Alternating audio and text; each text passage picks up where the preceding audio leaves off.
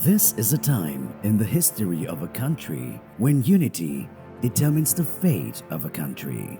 Sri Lanka faced that fateful moment in 1815, which led to the collapse of the Kandyan Kingdom and the capture of the last king of the country by the British.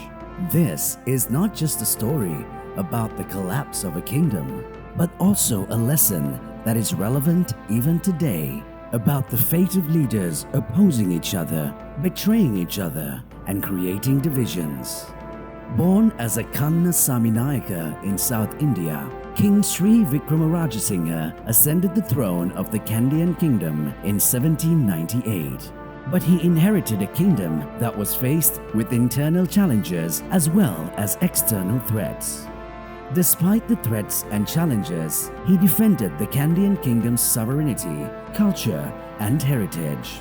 The greatest threat to King Rajasinghe's rule came not from the British, but from the rebellion of his own people against King Rajasinghe. Many of the aristocratic families that had once defended the Kandyan Kingdom turned against King Rajasinghe.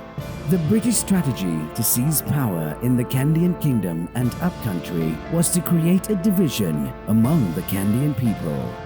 For this, the British had very carefully approached the Kandyan upcountry aristocrats and given them a promise. Rally against King Rajasinghe. We will join hands to depose the king. After deposing the king, we will appoint someone from the aristocratic family as the king. That was the promise. The pledge given by the British to the Kandyan aristocrats was presented in the form of an agreement in 1815. Believing in the agreement, the Kandyan aristocrats lined up against King Rajasinghe. Taking advantage of this, the British exiled King Rajasinghe to Vellore in India. The British, having achieved their ambition, immediately conquered the Kandyan Kingdom. Eventually, the Kandyan Kingdom came under British colonial rule.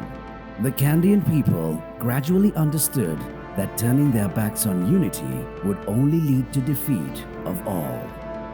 It is easier to invade a divided nation than a united one. The lack of unity in the internal leadership was the main reason for the collapse of King Rajasinghe's rule.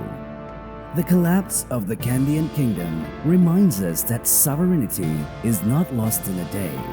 When leaders are not united, a country or a region loses its sovereignty.